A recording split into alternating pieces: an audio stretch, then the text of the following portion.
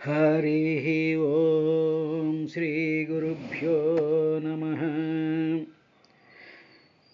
కలుగడే నా పాలి కలిమి సందేహింప కలిమిలేములు లేక కలుగువాడు నా కడ్డపడరాడే నలి అసాధువుల చేబడిన సాధుల కడ్డపడెడువాడు చూడడే నా పాటు చూపుల చూడక చూచువరల కృప చూచువాడు లీలతో నా మొరాలింపడే మొరగుల మొరలిరంగుచు తన్ను మొరగువాడు అఖిల రూపులు తన రూపమైనవాడు ఆది మధ్యాంతములు లేక ఎడరువాడు భక్తజనముల దినుల పాలివాడు వినడె చూడడె తలపడే వేగరాడే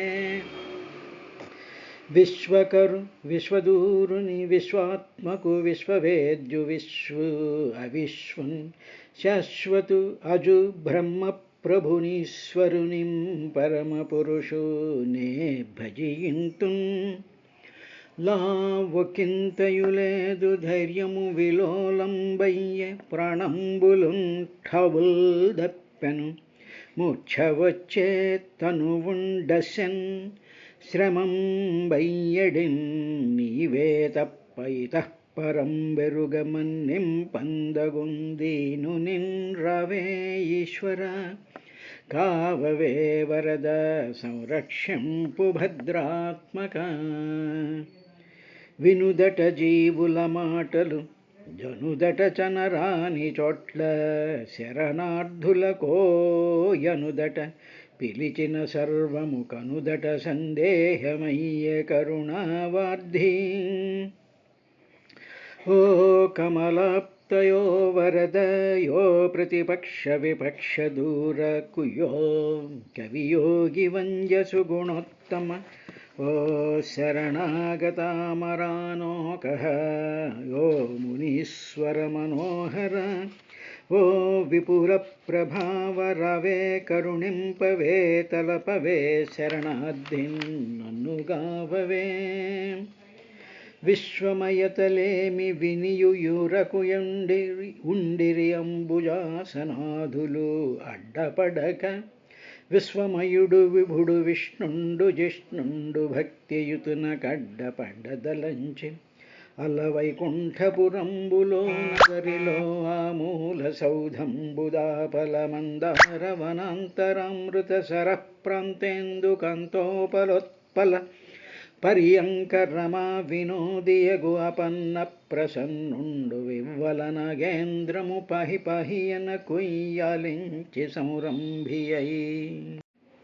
హరి ఓం శ్రీ గురుభ్యో నమః.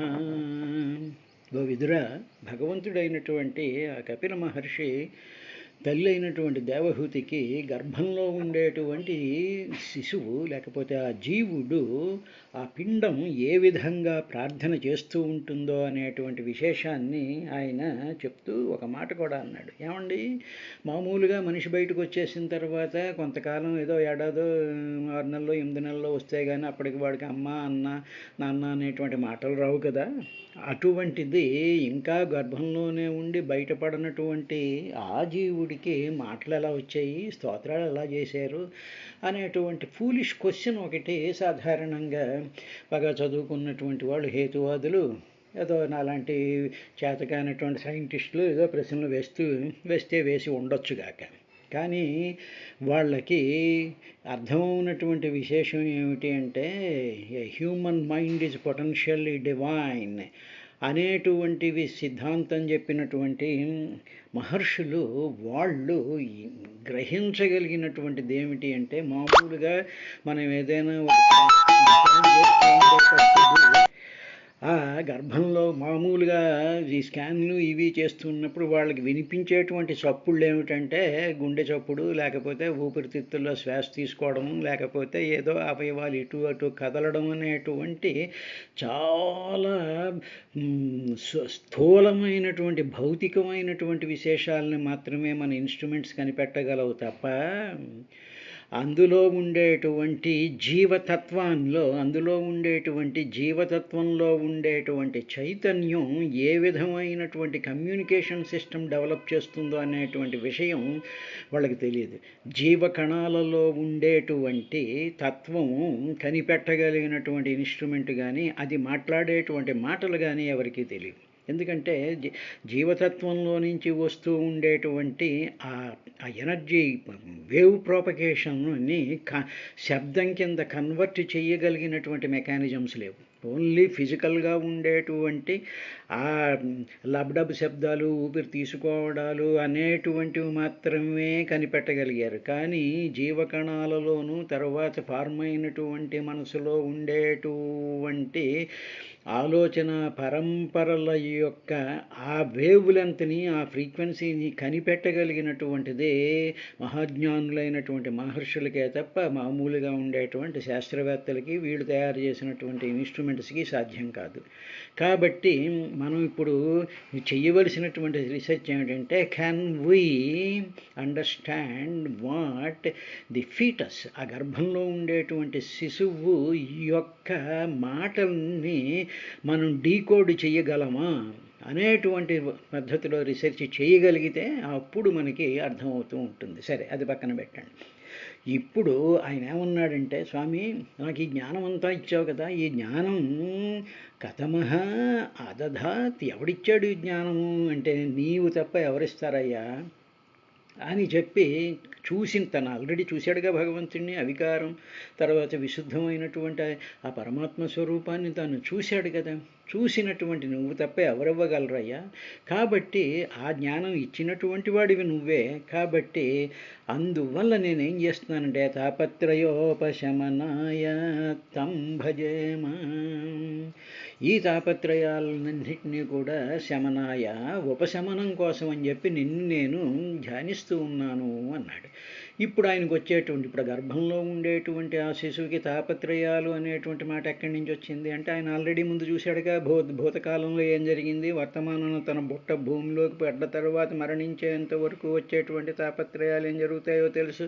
మళ్ళీ భవిష్యత్తులో జన్మలెత్తినప్పుడు వచ్చేటువంటి తాపత్రయాలని అవన్నీ కూడా ఆయన చూశాడుగా జీవుడి లోపలుండి. అందువల్ల ఆ మాట వాడాడు, తాపత్రయోపశమనాయ తం భజ, నిన్ను నేను ధ్యానిస్తూ ఉన్నాను, నిన్ను నేను సేవిస్తూ ఉన్నాను, నీకు నేను నమస్కారం పెడుతూ ఉన్నాను అని చెప్పి ఆయన తలకిందులుగా కాళ్ళు పైకెత్తి నమస్కారం పెట్టాడండి. అంటే శీర్షాసనం వేసి నమస్కారం పెట్టినటువంటి విధంగా ఆయన చేశాడు. చేసిన తరువాత ఇక అద్భుతమైనటువంటి దాన్ని మరొక మాట ఈ విధంగా అన్నాడు, దేహ్యన్యదేహ వివరే జఠరాగ్నినా సృగో విణ్మూత్రకూపపతితో భృషసప్తదేహ ఇచ్ఛన్నితో వివసితుం గణయన్ స్వమాసాన్ నిర్వాస్యతే కృపణధీః భగవాన్ కదాను. భగవాన్ ఆ గర్భంలో ఉండేటువంటి అమ్మ శిశువు ఈ విధంగా ప్రార్థిస్తూ ఉన్నాడు, భగవాన్, ఓ భగవంతుడా, ఇప్పుడు దేహ వివరే, ఓ భగవాన్ అన్యదేహ వివరే, ఇప్పుడు ఓ భగవాన్ నేను ఎక్కడున్నాను అంటే అన్యదేహ వివరే, అన్యదేహం అంటే నేను ఒక దేహంలో ఉన్నాను, నేను ఎవరి దేహంలో, అన్యదేహంలో ఉన్నాను, ఇంకొక దేహంలో ఉన్నాను, ఇంకొక దేహంలో ఉండేటువంటి వివరంలో ఉన్నాను. వివరము అంటే కన్నము లేకపోతే అడ్డు లేనటువంటిది. వివరం అనేటువంటి దానికి శాస్త్రం డెఫినేషన్ ఏమిటంటే, వారణమస్య వివరం, విగతః వరః వారణమస్య వివరణం. వరణే అంటే అడ్డు లేనటువంటిది. అంటే ఒక కన్నం ఉందనుకోండి, గోడ ఉంది, గోడకి కన్నం ఉందనుకోండి, ఆ కన్నానికి అడ్డు లేదుగా. అదేవిధంగా ఈ కన్నాలకి అడ్డు లేనటువంటి దానిని వివరము అంటారు.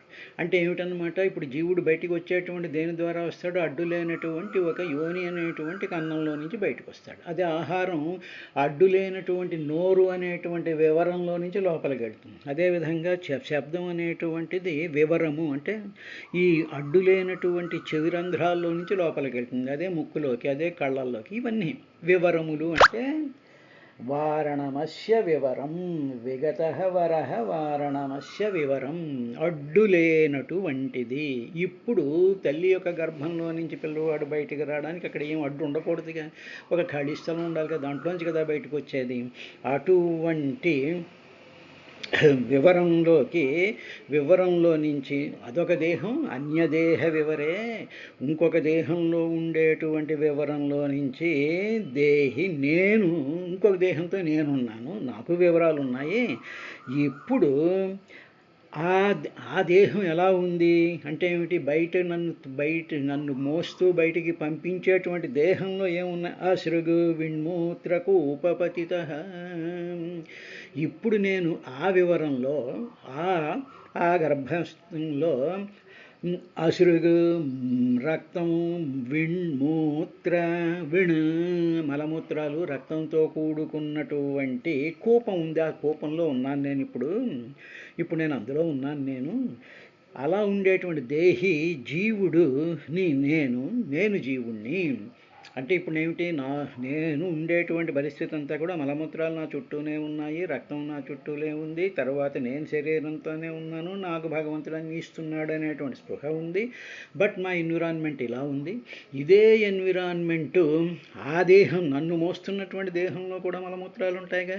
అదేవిధంగా చీము, నెత్తురు, రక్తం, మాంసం, దుర్గంధంతో కూడుకున్నటువంటి దేహమే కదా నన్ను మోస్తున్నటువంటి స్త్రీ. అన్యదేహ వివరే. తర్వాత ఆ అన్యదేహంలో అందేటువంటి వివరాలు ఉన్నాయి, కన్నాలు ఉన్నాయి, ఆ కన్నాలన్నీ కూడా ఓపెన్గానే ఉన్నాయిగా. ఆ దేహమైనా ఈ దేహమైనా వివరాలతో కూడుకున్నటువంటి దేహమే కదా. ఇలా ఉండేటువంటి నాకు ఓ భగవాన్ జఠర అగ్నినా భృషతప్త దేహ. జఠర అగ్ని అంటే ఇప్పుడు నాకు ఆకలి అనేటువంటి తెలుస్తోంది. ఆకలి అనేటువంటి ఒక రకమైనటువంటి ఒక ఇంపల్స్ ఒకటి కలుగుతోంది. ఆకలి అనేటువంటిది ఒకటి కలుగుతోంది. అగ్నిలాగా జఠర అగ్నివా, దాని చేత భృష తప్తదేహ. భృష అంటే చాలా ఎక్కువగా అనమాట. అంటే చాలా ఎక్కువగా అంటే చాలా ఎక్కువ ఆకలిస్తుంది అంటాం చూసారా. భృష అంటే ఎక్కువగా, భృష తప్తదేహ. ఆకలి చేత నా దేహం ఏమో తప్పించిపోతుంది. ఆకలేసేటప్పుడు మనకు కూడా అంతే చూడండి, వాళ్ళంతా వేడెక్కిపోయి గందరబిద్దరైపోయి కోపం వచ్చేసి ఇవన్నీ జరుగుతూ ఉంటాయి చూసారా, అదనమాట భృష తప్తదేహ. అలాంటి దేహంతో ఉన్నటువంటి నేను ఏం చేయాలో తెలియదు. అమ్మ ఆకలిస్తుంది, అన్నం పెట్టు అని అడగలేను, నోరు రాదు పైకి. తర్వాత ఏమో ఎక్కడికి నేను మాట్లాడితే అసలు మాటనే రికార్డ్ చేయగలిగినటువంటి ఇన్స్ట్రుమెంట్స్ కానీ సైంటిస్టులు కానీ ఇంతవరకు ఎవడు పుట్టి చావలేదు ఈ ప్రపంచంలో అని ఆయన కృపణధీహి అంటే అప్పుడు ధీహి అంటే బుద్ధి అంటే అంతఃకరణ చతుష్టయం లోపల బయలుదేరిందిగా. కృపణం అంటే చాలా దీనం అన్నమాట. దీనమైనటువంటి బుద్ధి కలిగినటువంటి వాడై ఆ జీవుడు, నేను దీనమైనటువంటి బుద్ధితో ఉండేటువంటి నేను మరొక నేనే దేహం ఉండి నాకు వివరాలు ఉన్నాయి. ఈ వివరాలన్నీ కూడా ఇందులో ఉన్నాయి. ఇది ఇంకొక వివరాలతో కూడుకున్నటువంటి ఇంకో దేహంలో నేనున్నాను అని కృపణధీహి దీనమైనటువంటి అంతఃకరణతో అతను ఏ విధంగా ప్రార్థిస్తాడంటే అమ్మ ఇతః ఈ వివరము నుండి, అంటే ఈ దేహంలో ఉండేటువంటి వివరణ ఉందే ఈ కన్నంలో నుంచి వివసితం బయటపడడానికి ఇచ్చన్ కోరుకుంటూ ఉంటాడమ్మా. కోరుకుంటూ ఏమంటాడంటే భగవంతుడితో స్వమాసాన్ గణయం తన యొక్క మాసాలని అంటే తను కొట్టేటువంటి టైం పీరియడ్ తాను ఎంతున్నాను, ఎంతకాలం నేను ఈ గర్భంలో ఉన్నాను అని చెప్పి గణయం లెక్క పెట్టుకుంటూ ఉంటాడట. ఎప్పుడు బయటపడతాను రా బాబు అని గణయం లెక్క పెట్టుకుంటూ ఉండేటువంటి ఆ జీవుడమ్మా కదాను నిర్వ్యాస్యతే. ఓ భగవాన్, నన్ను ఎప్పుడు బయటపడేస్తావయ్యా, నన్ను ఎప్పుడు నువ్వు బయటపడేస్తావు? ఈ మలమూత్రాలతో ఉండేటువంటి నేను, ఒక తప్పేమో జఠరాగ్ని తినేస్తూ ఉంది.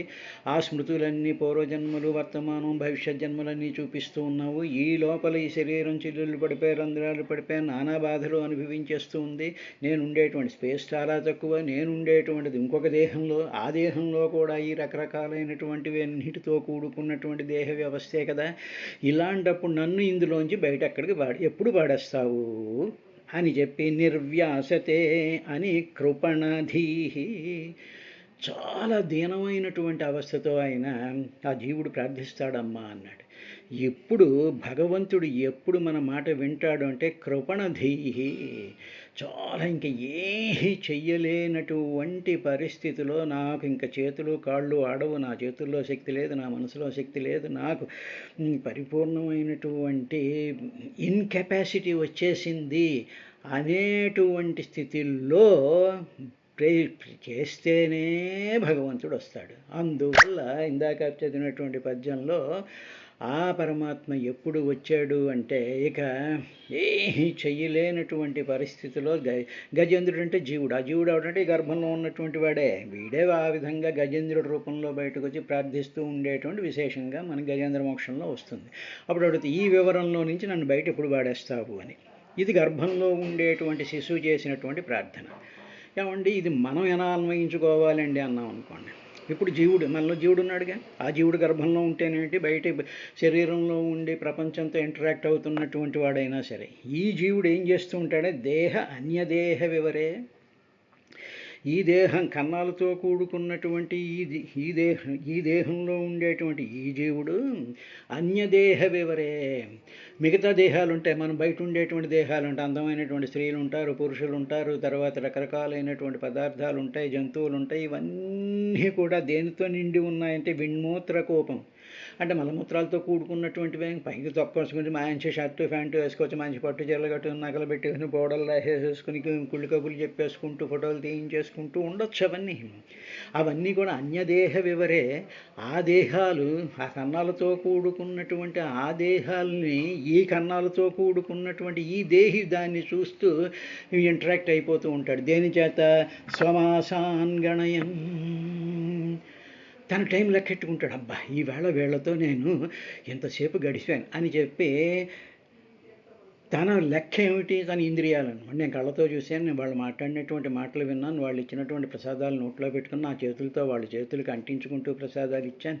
ఇలాగ రకరకాలైనటువంటి గణయనతో ఇతర దేహ వ్యవస్థతో ఉంటాయి. ఆ దేహంలో కూడా మలమూత్రాలే ఉన్నాయి, ఆ దేహంలో రక్తము, చీము, నెత్తురు, చెమట, కుళ్ళు అంతా ఆ దేహంలోనే ఉన్నాయి. ఈ దేహంలో వీడు మోహపడుతున్నటువంటి వీడు కానీ ఆవిడ కానీ, ఈ వీడు కానీ మిగతా కుక్క, పిల్లి, జంతువు, ఏనుగులు, పుల్లు, వీటిలు కానీ చెట్లు, జాములు, వీటిలన్నిటిలోనూ కూడా దేహ వివరాలే. వీటిలన్నిటిలోనూ కూడా దశ స్వమాసాన్ 10 మాసాల పాటు, అంటే 10 ఇంద్రియాలు. ఇక్కడ మాసం లెక్కించేటువంటివి ఏమిటి అంటే ఇంద్రియాలే కదా లెక్కలు పెడతాయి. కళ్ళు ఇంత దూరంలో ఉన్నాయి, చెవులేమో ఇంత దూరం నుంచి శబ్దం వస్తుంది, కాళ్ళేమో ఇంత దూరం నడిచాము, చేతులేమో ఇంత ముద్దని నేను తీసుకున్నాను అని చెప్పి గణయన్ లెక్క పెట్టేటువంటివి 10 కదా. స్వ అంటే తన యొక్క, మాసాన్ గణయన్ వీటితో లెక్క పెట్టేసుకుంటా. అబ్బాయి ఎంత అందంగా ఉంది, ఈ చీర ఎంత అందంగా ఉంది, అబ్బో వీడు చూస్తుంటే వీడి టీషర్ట్లు అవి ఇవి చూస్తుంటే మంచి మోహం పట్టేసేస్తున్నాడు. ఇలాగ గణయన్ ఇలా లెక్క పెట్టుకుంటూ ఉండేటువంటి బయటకు వచ్చినటువంటి జీవుడు అన్యదేహ వివరే ఉంటూ జఠరాగ్ని మండిపోతుంటుంది. ఇంకా కోరికలేవో తీర్చేసేసుకోవాలి అనేటువంటి జఠరాగ్ని, కడుపులో మంటతో వీడుండేటువంటి వీడు ఏం ప్రార్థన చెయ్యాలి అంటే, భగవాన్ కదాను నిర్వ్యాస్యతే, కదాను అంటే ఎప్పుడు ఈ అదర వివరాలతో కూడుకున్నటువంటి దేహాల నుంచి నన్ను కదాను ఎప్పుడు నిర్వ్యాస్యతే బయటపడేస్తావు, ఈ మోహాల్లో నుంచి ఎప్పుడు బయటపడేస్తావు అని చెప్పి భూమి మీదకి వచ్చినటువంటి ఈ జీవుడు కూడా ఏడవాలి అలాగా. కృపణధీహి దీనమైనటువంటి నేను చేత కావటం లేదు నాకు, ఇటువంటి మోహాలలో కూడుకున్నటువంటి పతిత, ఇటువంటి కూపంలో పతిత, ఇటువంటి నూతిలో పడిపోయినటువంటి నన్ను బయటపడాయి అని చెప్పి బుద్ధి ఉంది అనుకున్నటువంటి ఈ జీవుడు ఆ విధంగా ప్రార్థన చేయాలి అనేటువంటి విధంగా మనం దాన్ని అన్వయం చేసుకోవాలి.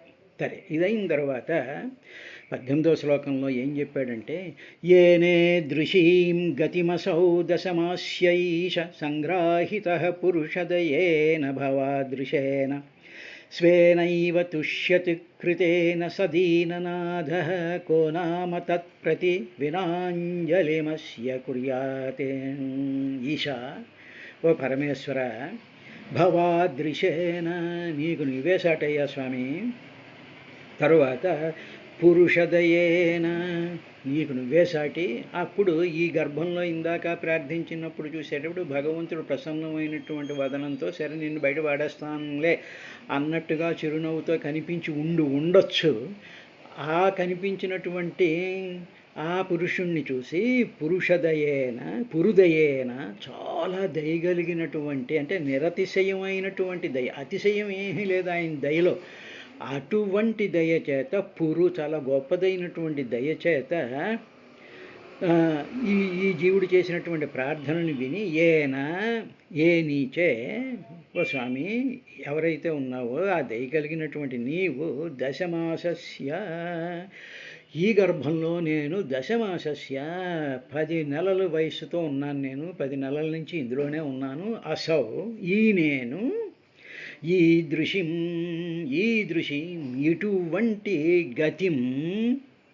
ఇటువంటి గతి కలిగింది నాకు.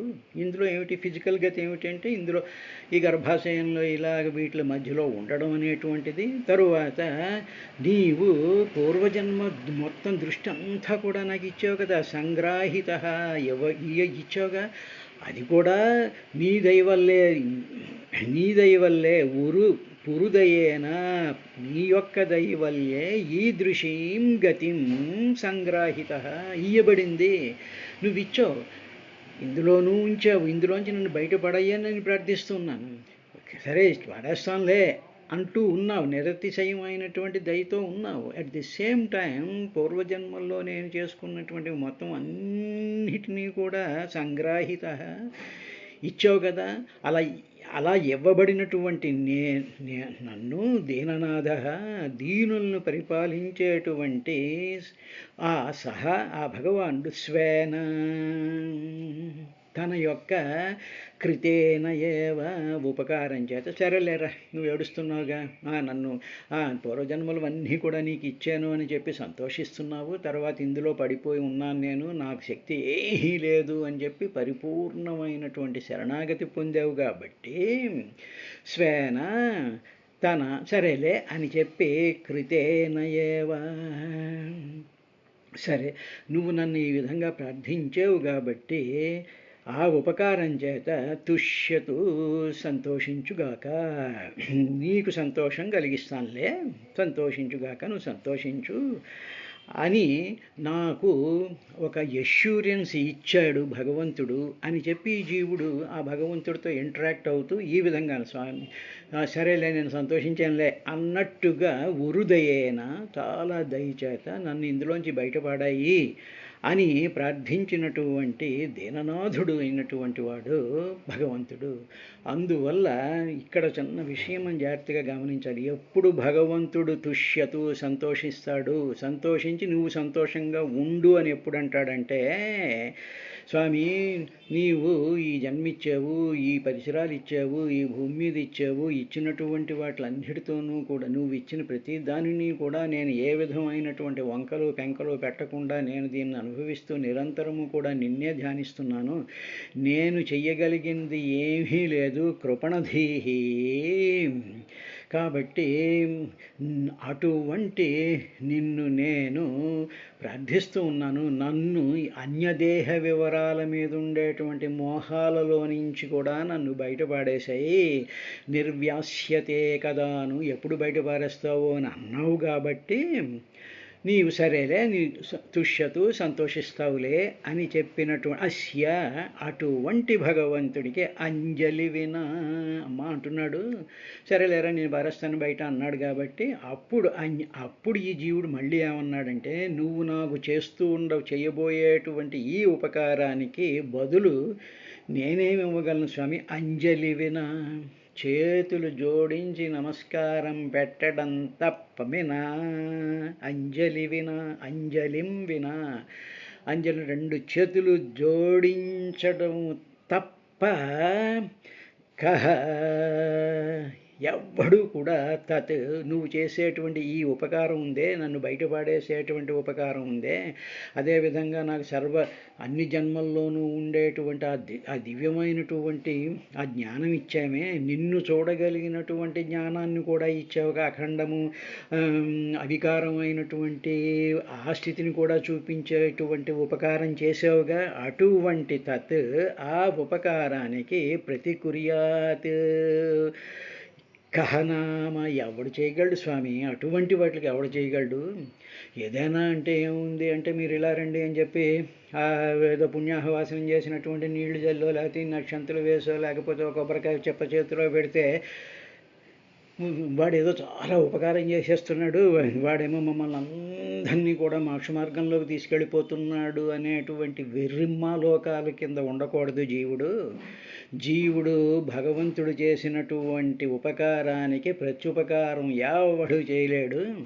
వాడేదో నీకు ఉపకారం చేసేస్తున్నాడు అని చెప్పి వాడి చుట్టూ తిరగడం మానేసేయి, భగవంతుడి ఒక్కవైపే తిరుగు అని చెప్తున్నట్టు జీవుడు గ్రహించి ఏమన్నాడంటే, కహ తత్ ప్రతికుర్యాత్, నీకు మళ్ళీ ఉపకారం చేయడం అనేటువంటిది ఎవడికి సాధ్యం కాదు, ఎక్సెప్ట్ ఏమిటి చెయ్యాలి అంటే అంజలిం వినా, 2 చేతులు జోడించే స్వామి అని చెప్పి నన్ను ఈ దేహ వివరాల యొక్క మోహాల్లో నుంచి బయటపడయి అనేటువంటి నమస్కారం మాత్రమే నీకు చేయగలిగినటువంటి ప్రత్యుపకారము అన్నాడు. రేపటి కార్యక్రమంలో ఏం జరుగుతుంది అనేటువంటి విశేషం